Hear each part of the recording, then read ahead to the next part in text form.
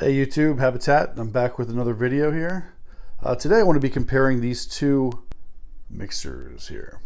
I wasn't sure which one I wanted. I needed a small mixer to use in the house while I watch my kids, so I could mess around with some stuff. And these were the two options that I came across, and I just bought them both and figured the one that I didn't like as much I'd just sell. So here we are. Let's make this quick and short. This is the Reloop MIXTOUR versus the Akai AMX. Obviously, right off the bat, you see the two biggest differences is the size. Other than that, they have similar features. The one thing that the Akai has that the MIXTOUR doesn't, it has touch capacitors. So these knobs here have a secondary function where they are touch sensitive and they can be mapped to various MIDI effects.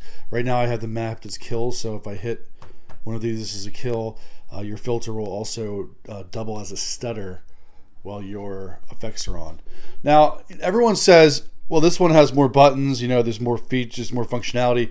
The way that I have it mapped, this one has 4 buttons too, because I got rid of the load. I mean, I have the load feature on shift, but I use the load as a looper.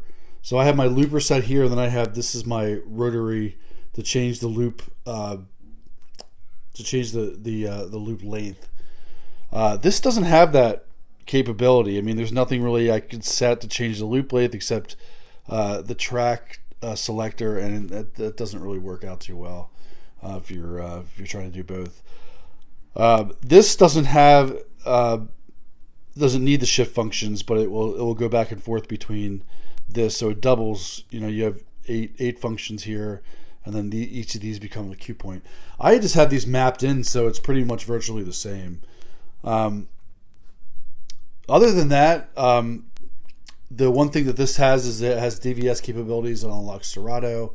It also has RCA capabilities here, which is kind of cool because I actually did an experiment and I was able to hook this up. I do a lot of iPad use with my controllers. I could hook this up to AUM and I could use these as extra imports because this is a full sound card and interface.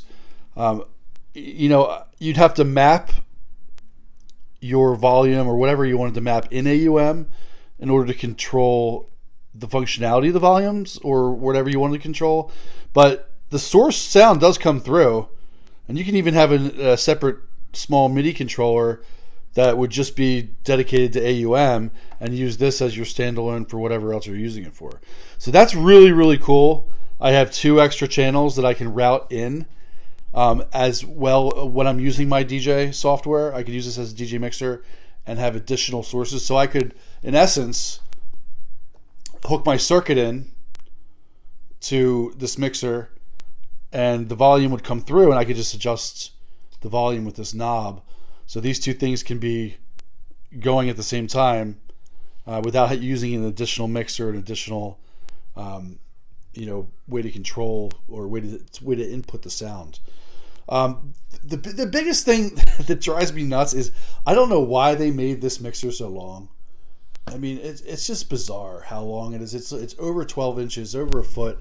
I mean, I understand, I guess they're trying to get to the size of a regular mixer, but it's just bizarrely long. I mean, if you look at all my MIDI controllers and all the things that I would be incorporating it with, I mean, look at that. It just goes above and beyond, no pun intended, of any normal controller that I have.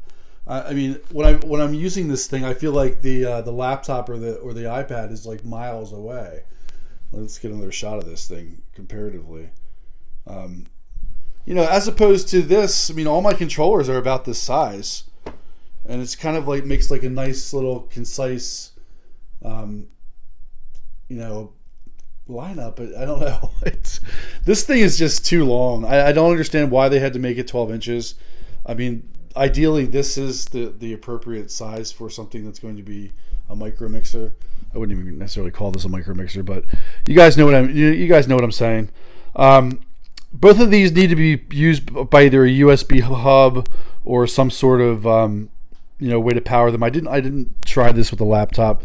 Someone can let me know if that works or not. But this one does come with the power source, so you can just use their proprietary cable and then put it into your device and power it through the power cable. This one does not have a power cable, so you're gonna have to use a powered hub or something else in order to get juice on it.